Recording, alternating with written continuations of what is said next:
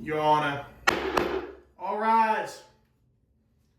Season 3, Episode 15, Tuesday, January 13th, 2026. Yes, sir. All clear. You may be seated.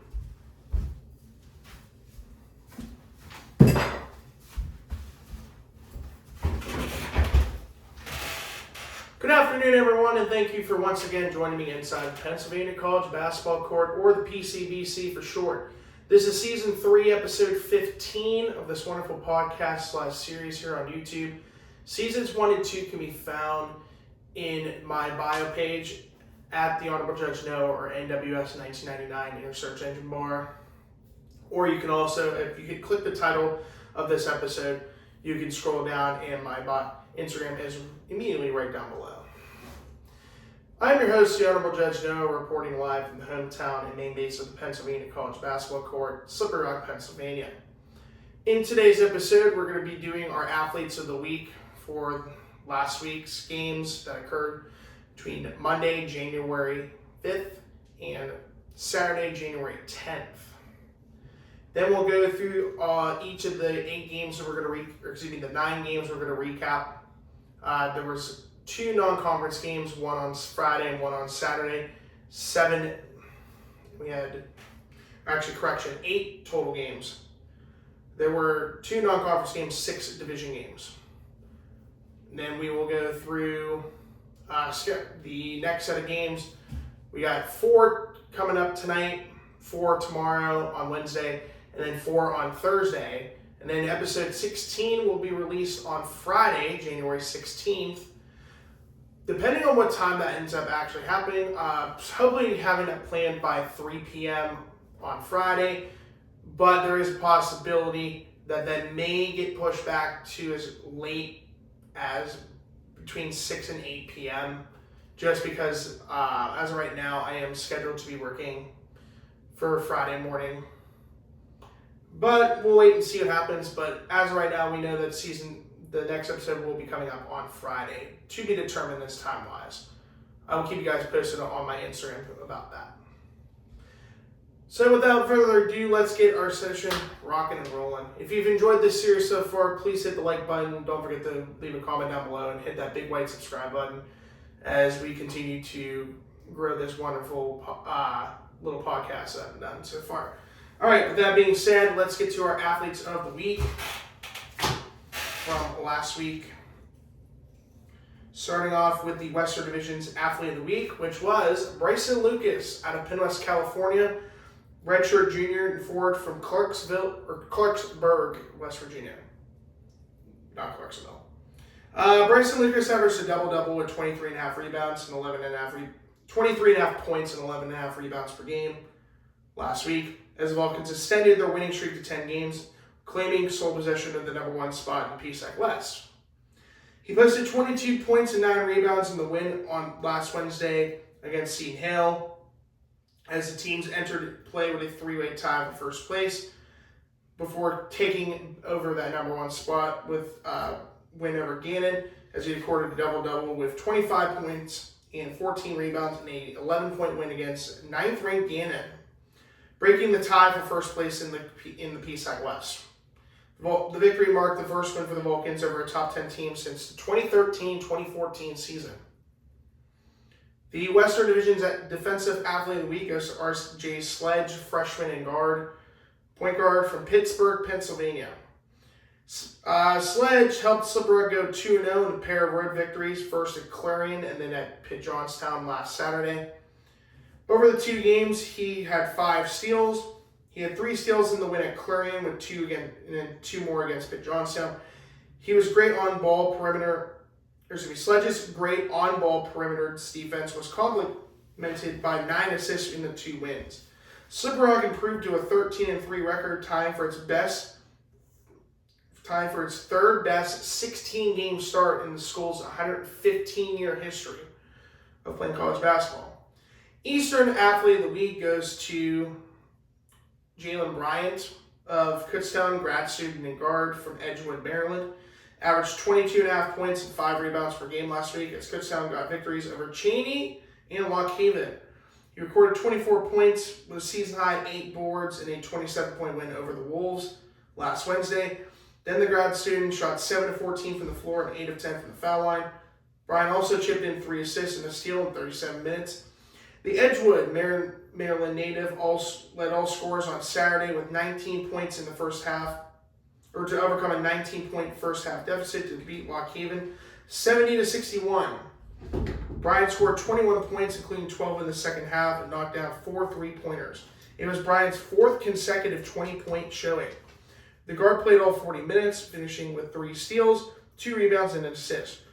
Bryant ranks 3rd in the PSAC in scoring at 19.9 points per game and has moved from 10th to 6th on Kutztown's all-time scoring list this season. In the Eastern Division's Defensive Athlete of the Week goes to Terrell Pitts, redshirt sophomore guard from the East Stroudsburg Warriors, in his hometown is Trenton, New Jersey.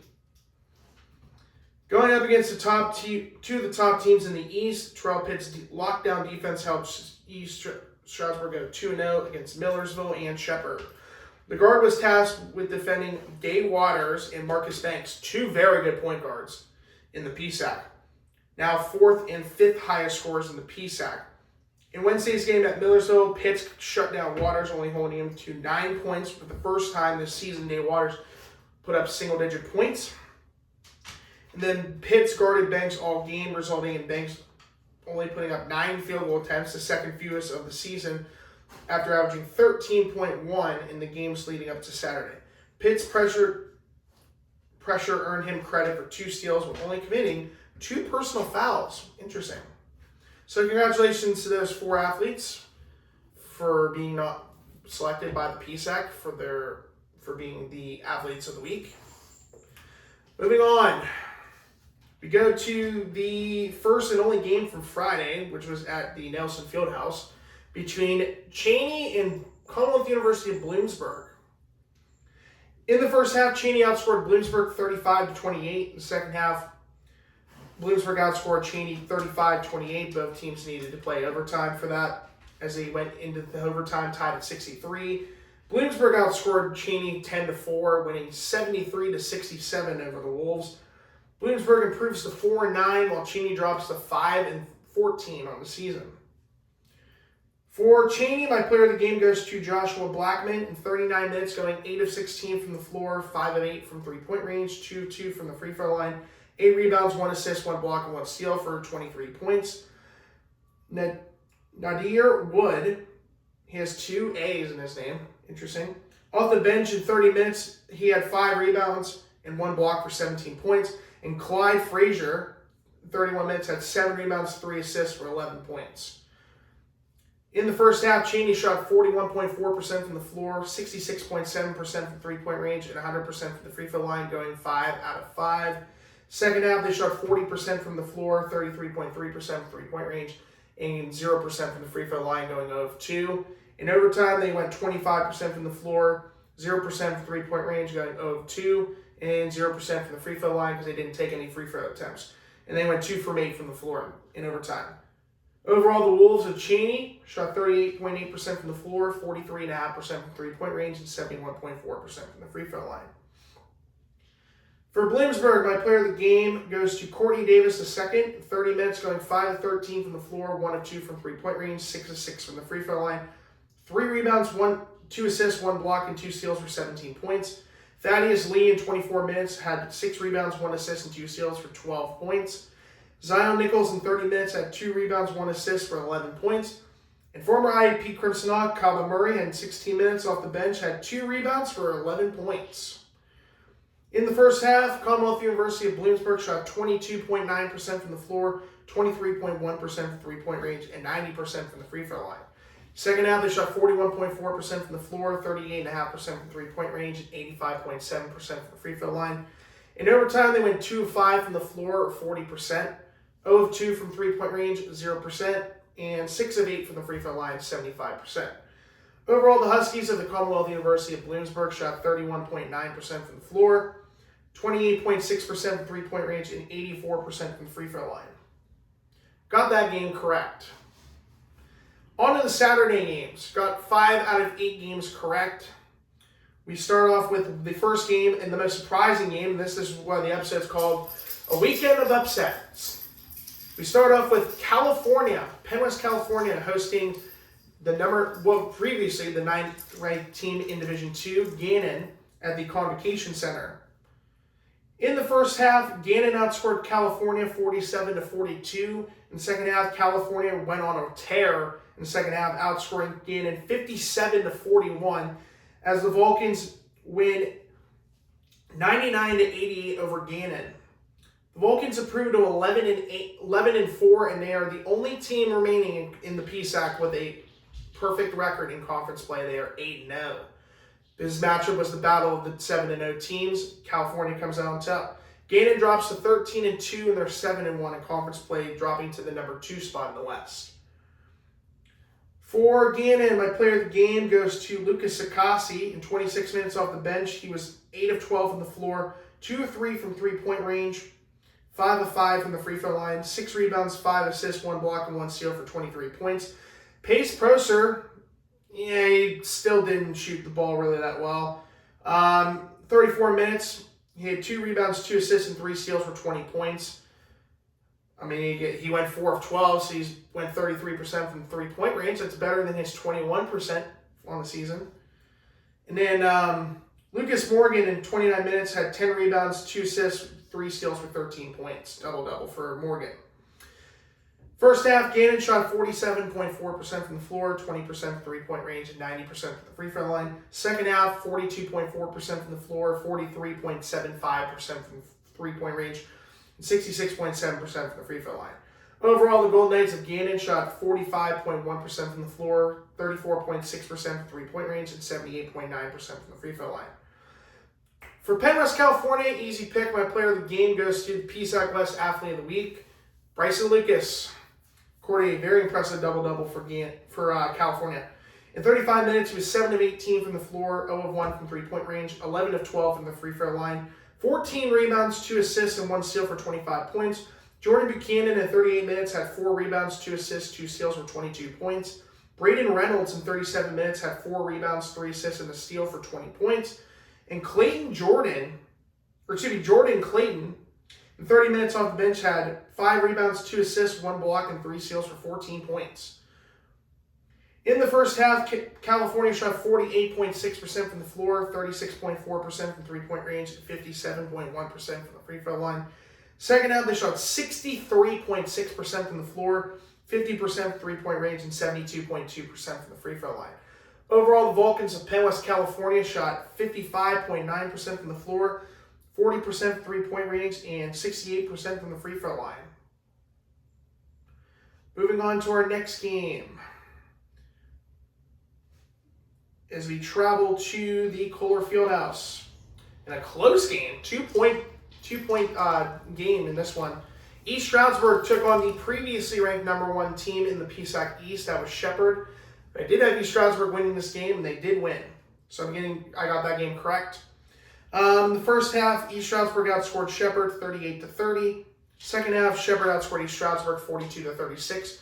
But the Warriors held on to win 74-72 over the Rams, as East Stroudsburg now moves into the #1 spot via tiebreaker, as they are 10-4 overall and 4-3 in conference play. Shepherd is 4-3 in conference play as well, but they're now 8-6 overall this season. For my player of the game for Shepherd, even though he did only have 9 field goal attempts, it's still Marcus Banks.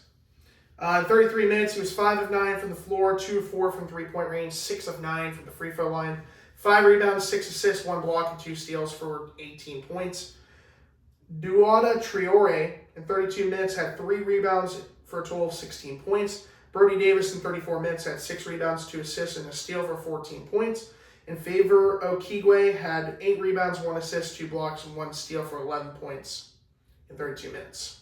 In the first half, Shepherd shot 40.7% from the floor, 30% three-point range, and 55.6% from the free throw line.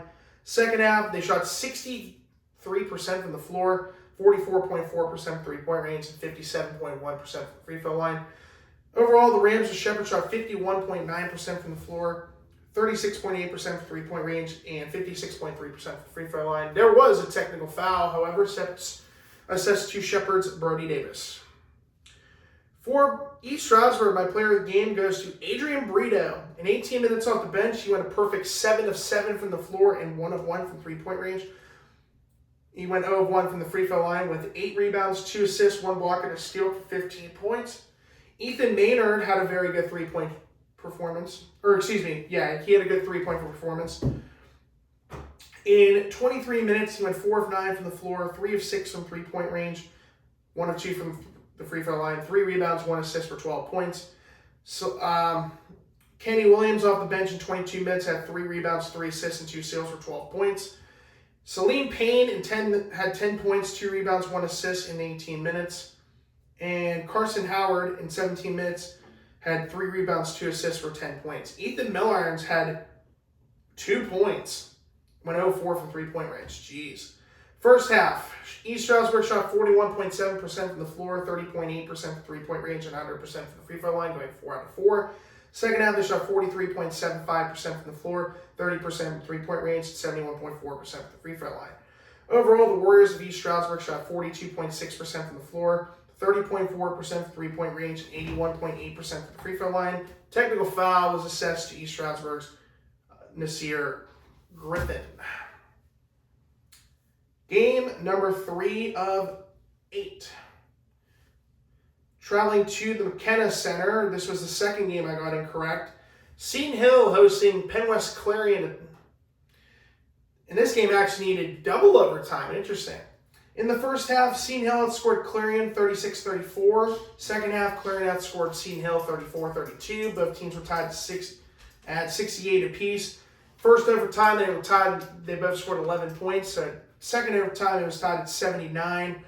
In second overtime, Clarion outscored Seton Hill 8-6 as Clarion pulled off another big upset on the road as Clarion wins 87-85. The Golden Eagles improved to 8-8 on the season with a 3-5 record in conference play. Seton Hill drops to 12-4 and 6-3 in conference play. For Penn West Clarion, my player of the game, holy crap, he almost had a quadruple double. And Jeremy Thomas II had a very impressive double-double. Trey Nelson's my player of the game. He played 48 out of 50 minutes, going 6 of 11 from the floor, 3 of 6 from three-point range, 8 of 10 from the free throw line, 7 rebounds, 8 assists, 7 steals for 23 points. Very impressive. Justice Easter in 47 minutes had 6 rebounds, 2 assists, 1 block, and 2 steals for 17 points. Jeremy Thomas II in 43 minutes had 16 rebounds, 2 blocks, and 2 steals for 17 points. Gavin Cote in 41 minutes had 5 rebounds, 4 assists, and 1 steal for 11 points. Cam Crockett in 35 minutes had 8 rebounds, 4 assists for 10 points. In the first half, Penn West Clarion shot 38.2% from the floor, 16.7% from three-point range, and 100% from the free throw line. Second half, they shot 45.2% from the floor, 16.7% from three-point range, and 57.1% from the free throw line. In overtime, they shot 7 of 13 from the floor, 3 of 5 from three-point range, and 2 of 6 from the free throw line. Overall, the Golden Eagles of Penn West Clarion shot 43.6% from the floor, 22.9% from three-point range, and 61.1% from the free throw line. Wow, that was actually interesting. For Seton Hill actually almost had 4 players have double-doubles. They had 3. And one was very close to a double-double. He had 9 points. My player of the game then for Seton Hill is Kendrick Curtis. He played 48 out of a possible 50 minutes. Although I give credit to Rashad Williams. He played all 50 minutes in this game. But for Curtis, in 48 minutes, he went 10 of 18 from the floor, 1 of 3 from three-point range, 8 of 11 from the free throw line, 10 rebounds, 5 assists, and 1 block for 29 points. Camden Brewer recorded a double-double with 11 rebounds, 1 assist, 1 steal for 18 points in 47 minutes. Gabe Gillespie also recorded a double-double. 11 rebounds, 2 assists, 1 block, and 1 steal for 14 points in 39 minutes.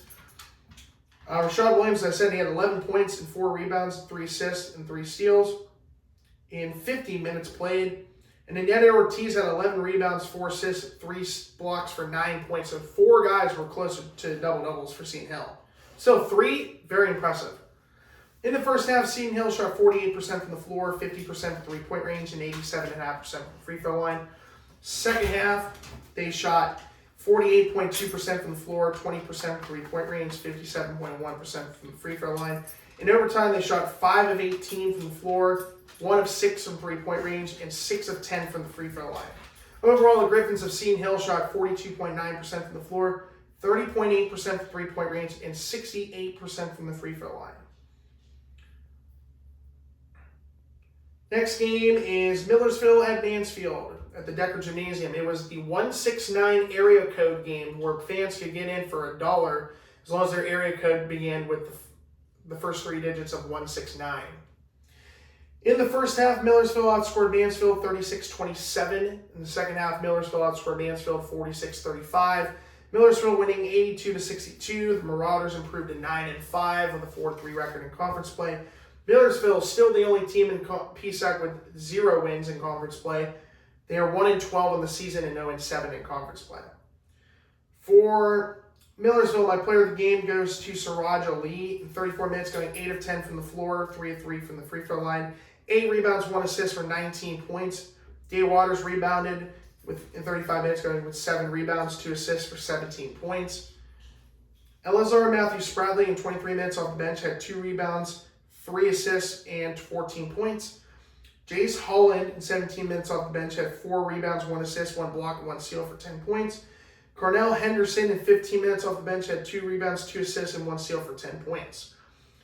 First half, Millersville shot 38.9% from the floor, 31.58% three-point range, so we'll go 31.6%, and 50% from the free throw line. Second half, 56.3% from the floor, 41.7% from three-point range, and 100% from the free throw line, going 5 out of 5.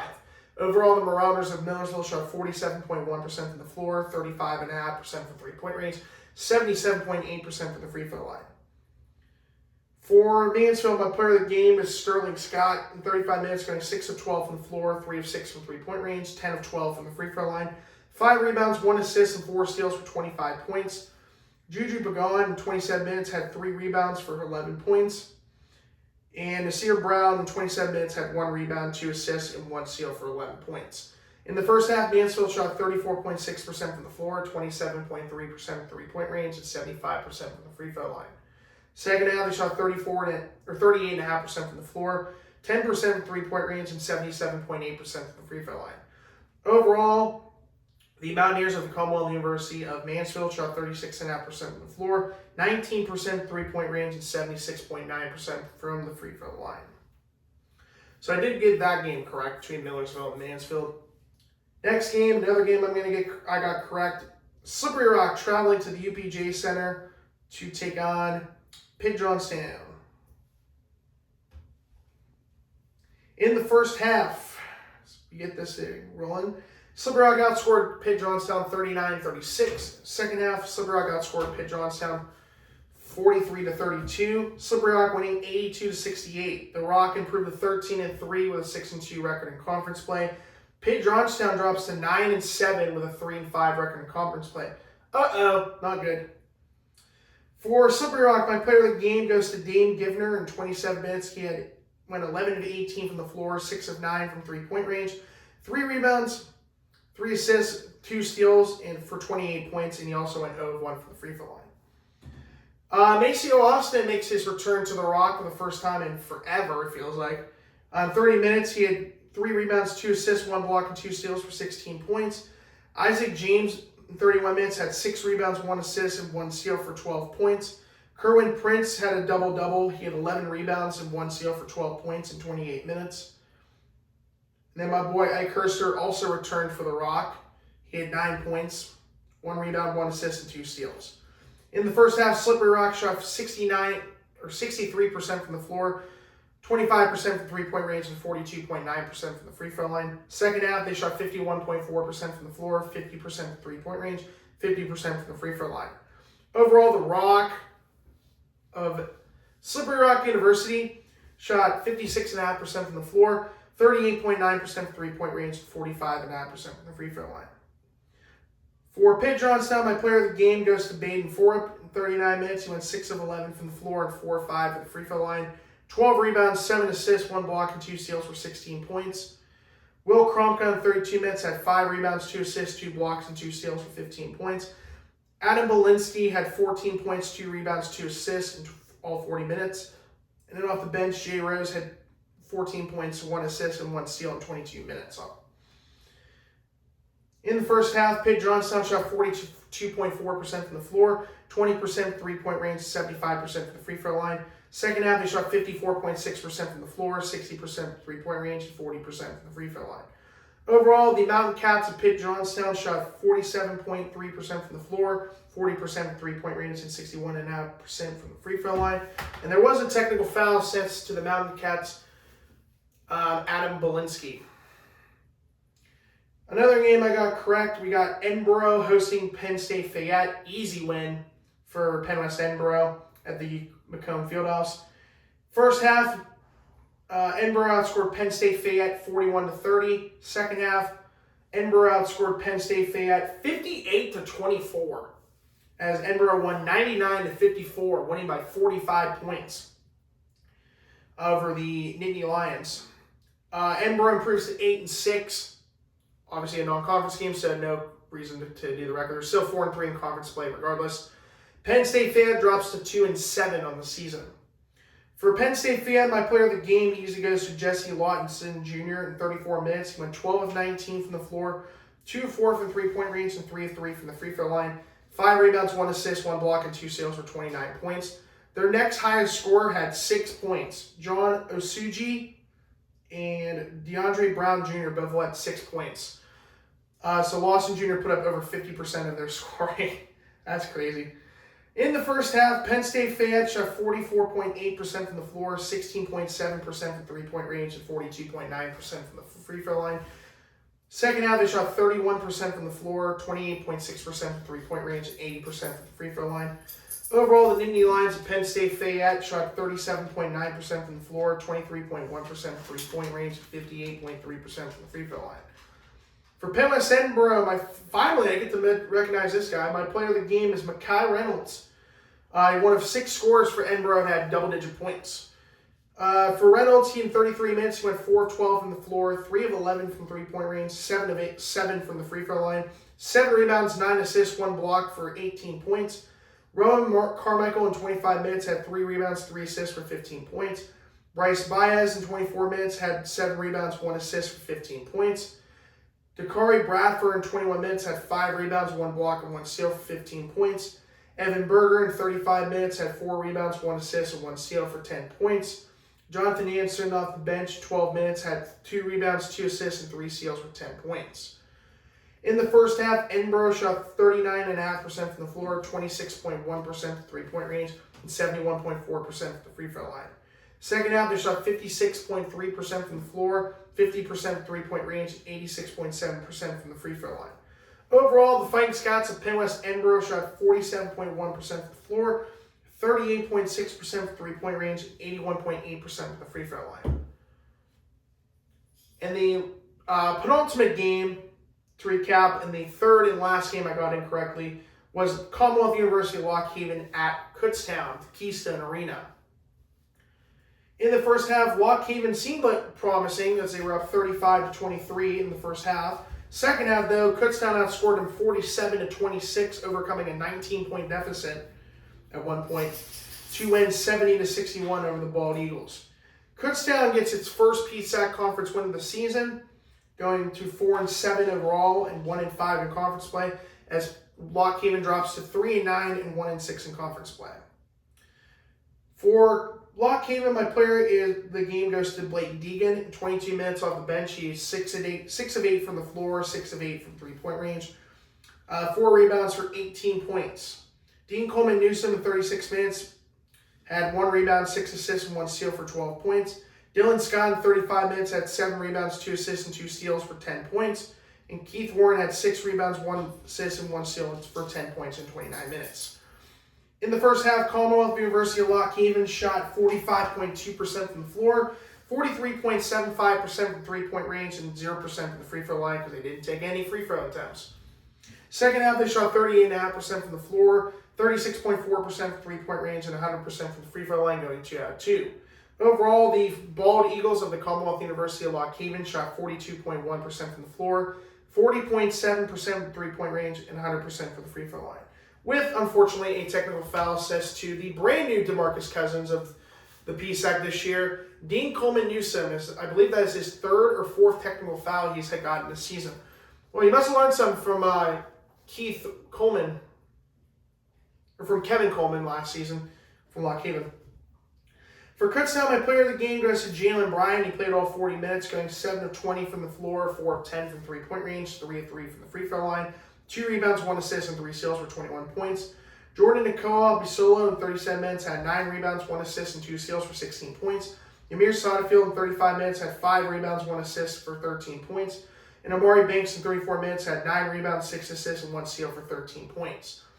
In the first half, Kutztown shot 24.1% from the floor, 23.1% from three-point range, and 100% from the free throw line, going 6 out of 6. Second half, they shot 56.7% from the floor, 45.5% from three-point range, and 80% from the free throw line. Overall, the Golden Bears of Kutztown shot 40.7% from the floor, 33.3% from three-point range, and 87.5% from the free throw line. In the last game to recap was another easy pick, Westchester against Shippensburg at the Hollinger Fieldhouse. In the first half, Westchester and Shippensburg were tied at 28. Second half, Westchester outscored Shippensburg 48-26 as the Golden Rams won 76-54 over the Raiders. Westchester improves to 10-4 and a 4-3 record in conference play. Shippensburg is 6-8 with a 1-6 record in conference play. For Shippensburg, my player of the game goes to Jaden Smith. In 34 minutes, he went 4 of 9 from the floor, 2 of 6 from three-point range, 5 of 6 from the free throw line, 1 rebound, 1 assist, 1 block, and 2 steals for 15 points. And Marcus Frank in 36 minutes had 6 rebounds for 10 points. In the first half, Shippensburg shot 40% from the floor, 25% from three-point range, and 62.5% from the free throw line. Second half, they shot 31.8% from the floor, 25% from three-point range, and 90.9% from the free throw line. Overall, the Raiders of Shippensburg shot 36.2% from the floor, 25% from three-point range, and 78.9% from the free throw line. For Westchester, my player of the game goes to Ruben Rodriguez Jr. In 32 minutes, went 5 of 13 from the floor, 1 of 2 from three-point range, 3 of 3 from the free throw line. He had a double-double with 10 rebounds, 4 assists, and 1 steal for 14 points. Joe Sedora off the bench in 23 minutes had 9 rebounds, 1 assist, and a steal for 13 points. Jay-Sean Williams off the bench in 23 minutes had 7 rebounds, 1 assist, a block, and 3 steals for 12 points. Gabe Moss in 19 minutes starting had 4 rebounds, 1 assist, 2 blocks, and 3 steals for 10 points. In the first half, Westchester shot 32.3% from the floor, 22.2% from three-point range, and 66.7% from the free throw line. Second half, they shot 51.4% from the floor, 37.5% from three-point range, and 63.6% from the free throw line. Overall, the Golden Rams of Westchester shot 42.6% from the floor, 29.4% from three-point range, and 65% from the free throw line. With that being said, with my standings, my picks and predictions, my record now has gotten 130 out of 176 games correct. Just under 74%. We're still way above where we were last year. Going to the standings, and we have a 4-way tie in the East. Leading the way is East Stroudsburg. 4-3 in conference play, 10-4 overall record on a 3-game winning streak. Westchester is number 2, 4-3 record in conference play, 10-4 overall on a 2-game winning streak. Millersville in third place is 4-3 in conference play, 9-5 overall, 1-game winning streak. Shepherd is now from 1st to 4th after that loss to East Stroudsburg. 4-3 record in conference play, 8-6 overall on a 1-game losing streak. Bloomsburg is in 5th place with a 1-5 record in conference play, 4-9 overall on a 2-game winning streak. 6th place is Kutztown, 1-5 record in conference play, 4-7 overall on a 2-game winning streak. 7th place out of the playoffs is Shippensburg, 1-6 record in conference play, 6-8 overall on a 2-game losing streak. 8th place is Lock Haven, 1-6 record in conference play, 5-9 overall on a 3-game losing streak. And no surprise, Mansfield's dead last, 0-7 in conference play, 1-12 record overall with a 7-game losing streak. So there are 5 teams in the conference.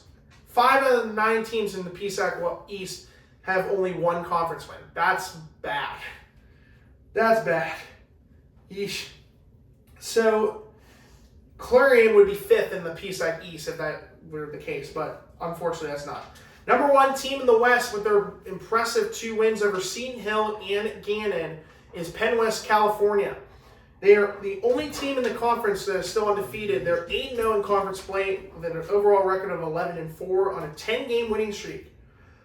Second place is Gannon. They're 7-1 in conference play, 13-2 overall this year on a 1-game losing streak. IUP pretty much did the Luigi wins by doing nothing thing because they go from 5th all the way to 3rd because all they had to do was win against Pitt Johnstown and watch everyone falter above them, minus Gannon, California. Slippery Rock is 4th place in the West at 6-2 in conference play, 13-3 overall on a 2-game winning streak. Seton Hill drops all the way to 5th with a 6-2 record in conference play, 12-4 overall on a 2-game losing streak. Penn West Edinboro holds the last playoff spot with a 4-3 record in conference play, 8-6 overall on a 1-game winning streak. Pitt Johnstown 7th. They're 3-5 in conference play, 9-7 overall on a 4-game losing streak. And then Penn West Clarion is still dead last at 3-5 in conference play with an 8-8 record overall. 1-game winning streak. Now we move on to the games. 4 games tonight, 4 games tomorrow, and 4 games on Thursday. Let me flip my notebook over. Okay, there we go. So 3 games tonight, 7:30. The first one, Kutztown at Westchester. Kutztown's 4-7. Westchester is 10-4. Bloomsburg travels to the Kohler Fieldhouse of East Stroudsburg. Takes the 75-mile drive on I-80 East. Bloomsburg's 4-9. East Stroudsburg's 10-4. Mansfield travels to the Thomas Fieldhouse. Takes the future I-99 US 15 corridor down to Williamsport and then heads west on US 220. Again, another future part of I-99 to take on Lock Haven. Mansfield's 1-12. Lock Haven 5-9. And then the 8 p.m. game is Millersville at Shippensburg. Millersville's 9-5. Shippensburg 6-8. Tomorrow, 7:30 game we'll talk about here in a moment. IUP is traveling to my hometown in the Marta Fieldhouse to take on the Rock. That's why I have my shirts here, because I was thinking of something really cool, because it's that big of a game in my house. California, Penn West California travels to Clarion. California's 11-4. Clarion's 8-8. Pitt Johnstown travels to Edinboro. Pitt Johnstown's 9-7. Edinboro's 8-6. Then Seton Hill travels up to Gannon. Seton Hill's 12-4. Gannon 13-2. Probably still inside the top 25.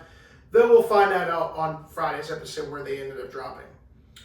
All of those games tomorrow will be at 7:30. Then on Thursday, we have 3 games at 7:30 and 1 game at 8 o'clock. That's Shippensburg game at 8 o'clock.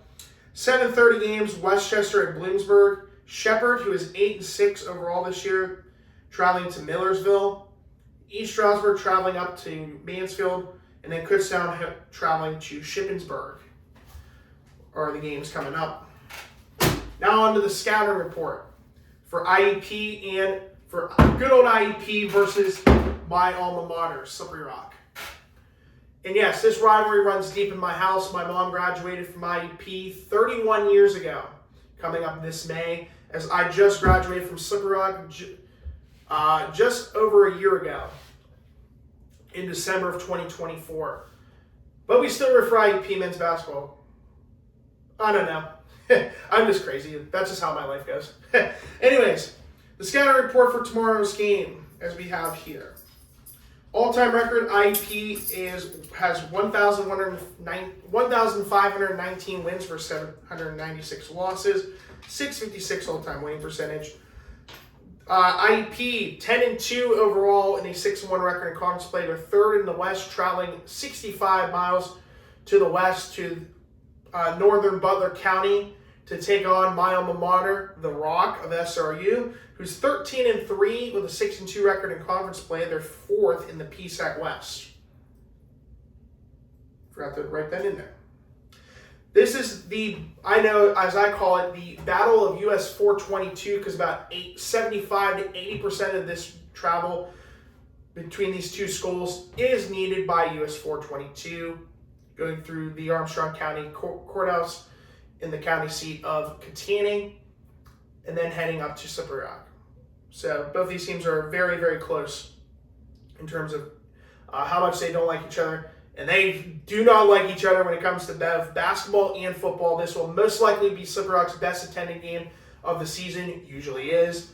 Unfortunately, I will not be going to this game because I actually have family plans for tomorrow, but I will still be keeping posted with this game because that's just how much this game means. But I will be most likely attending the game a month later on the February 14th, Valentine's Day, at the PCBC in Indiana between these two big rivals. This is the 201st all-time meeting between these two programs. IUP leads the all-time series 118-82. They met 3 times last season. Slippery Rock won the first 2 matchups in the regular season. That included their first win in Indiana since 1992. The last time these two teams met at the time of this, the last time these two teams met versus the day of the game tomorrow, that would have been 317 days ago, March 3rd, 2025, at the Morrow Fieldhouse. Game I was in attendance for just before my 2-year anniversary with my beloved significant other. As the Crimson Hawks, who were heavy underdogs in this matchup, defeated the Rock in a packed Morrow Fieldhouse 69-67. The game is tomorrow. Time is 7:30 at the Morrow Fieldhouse in Slippery Rock, Pennsylvania. Funny enough, I actually graduated on that court twice. First in high school in 2018 at Slippery Rock High School, and then, of course, with my good old honor, Slippery Rock, just about over a year ago. Travel distance from the KCAC to the Morrow Fieldhouse, 65 miles, 104.6 kilometers, about a 1 hour and 22-minute drive on the US 422 corridor. On to the 7 key elements of the Honorable Judge Noah's fundamentals of basketball. Points per game category goes to IUP. They're 4th in the conference at 86.8 points per game. Slippery Rock is 8th in the conference at 82.8 points per game. Category for defensive points per game allowed. Winner, IUP automatically wins it because they have the number 1 defense in the PSAC. 71.4 points per game, number 1 in the conference. Slippery Rock, though, is pretty competitive. They're number 5 at 73.9. Field goal percentage, these two teams separate by 0.4%. But the category is going to go to IUP. They shoot 48.5% from the floor. They're 6th in the conference. Slippery Rock is 7th in the conference at 48.1%.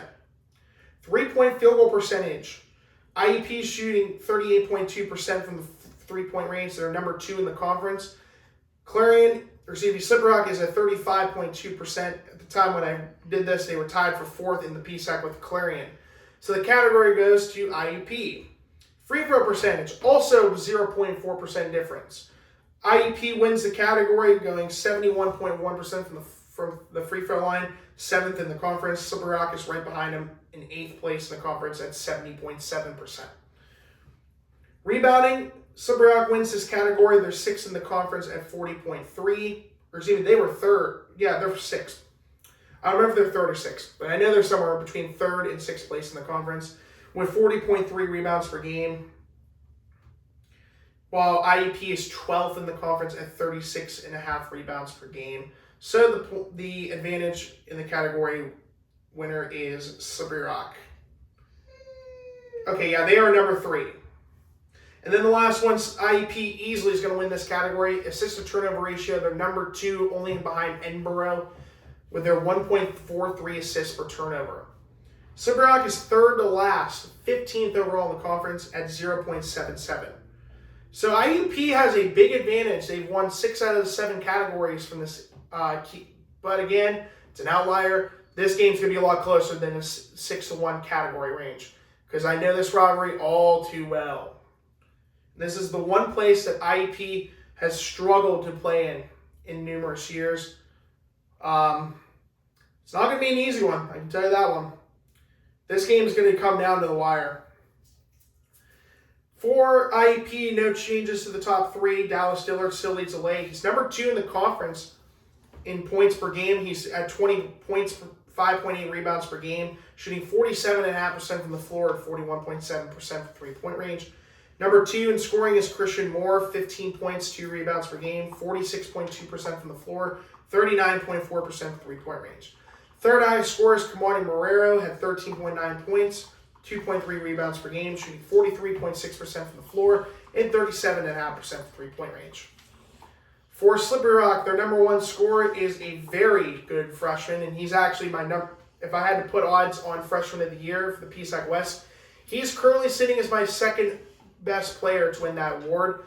And that is a 6'1" guard and freshman from Pittsburgh, Pennsylvania, and that is number 10, Dame Givner, averaging 17.4 points and 4.1 rebounds per game. He's shooting 45.9% from the floor and 41.2% from three-point range. Second highest scorer, because we're going by games played, is number 5, and he just returned to the lineup, is 6'5" guard and grad student from Sharon, Pennsylvania, Maceo Austin. The 2 games he's played, he's averaging 15.5 points, 3 rebounds per game, shooting 77.8% from the floor and 50% from three-point range. Although it is noteworthy to say that he's only shooting 22% from the free throw line. So he could possibly be a threat so in case of IEP needs to send a guy to the free throw line, Maceo Austin might be their best bet. And then their third highest scorer is number 3, my main man from Sharon, Pennsylvania, and beloved home some delicious food, the Call My Brothers in Hermitage. I was talking about that today. He's a 6'6" guard and grad student from Sharon, Pennsylvania, Ike Herster. He's averaging 12.2 rebounds, or 12.2 points, 3.4 rebounds per game, shooting 43.2% from the floor, 36.4% from three-point range. Keys of the game, SRU, S, stop the rock. Very hostile environment. It's most likely going to be a sellout game for the students and for the fans. This is a time that IEP can and has the ability to win this game. Can they? Next one, R, rivalry game for these 2 Western PA schools. Again, as I just mentioned a couple minutes ago, these teams do not like each other in basketball. This is a game, when I look at this IEP schedule every year, this is the game I circle on my calendar. Both games. Because it's that important. Next one. Ultimate Challenge coming up this week. First, they're at Slippery Rock tomorrow, and then they got to go to Gannon. They have to go to Erie to face Gannon. 2 very tough matchups. This is the last 2 games of the 5-game gauntlet that I said from before. They're 2-1 so far. Can they get 2 more wins? That would be awesome if they could. These aren't going to be easy games, by the way. Just letting you know. All right. With that being said, I'm actually going to remember to do this. My picks and predictions. I forgot to do that in the last episode. And they're going to be quick. So to the tonight's games. Come on. Tonight's games. Bloomsburg and Westchester. Give me Westchester to win that game. My thing will load. Okay, there we go. Or excuse me, Kutztown and Westchester. Still isn't going to matter. I'm just going to pick Westchester to win. Bloomsburg and East Stroudsburg. Give me East Stroudsburg. Mansfield and Lock Haven. Give me Lock Haven. Millersville and Shippensburg. Give me Millersville. California, tomorrow's games. California and Clarion. Give me California. Seton Hill and Gannon. Give me Gannon. Pitt Johnstown and Edinburgh. Give me UPJ. IEP and SRU. Man, I know this game is going to be so close. I would not be surprised if it comes down to another buzzer beat, potential last shot at the buzzer, because that's how close these games will be at the Morrow Fieldhouse till the end of time. Give me IEP to win another one on the road at Morrow Fieldhouse and get revenge for last year's, or actually the last 2 times that IEP lost at Morrow Fieldhouse. And spoiler alert, yes, Shikes Mora, you are not going to do a poster dunk on my boys tomorrow. Give me IEP to win that game on the road. Tomorrow, Thursday's games, Westchester and Bloomsburg. Give me Westchester. And then Shepherd and Millersville. Give me Millersville. East Stroudsburg and Mansfield. Easiest pick of the 12 games I got to recap for Friday. East Stroudsburg's winning that game over Mansfield. And then Kutztown, Shippensburg. Give me Shippensburg. All right, with that being said, that will conclude Season 3, Episode 15 of PCBC.